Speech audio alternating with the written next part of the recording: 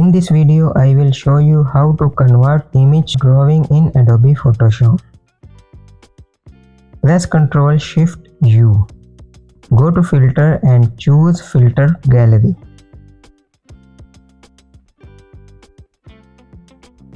Stylize glowing edge.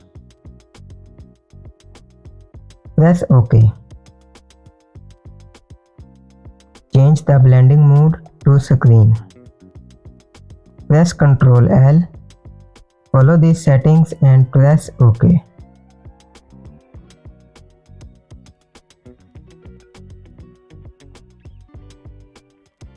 That's it. Hope you liked it.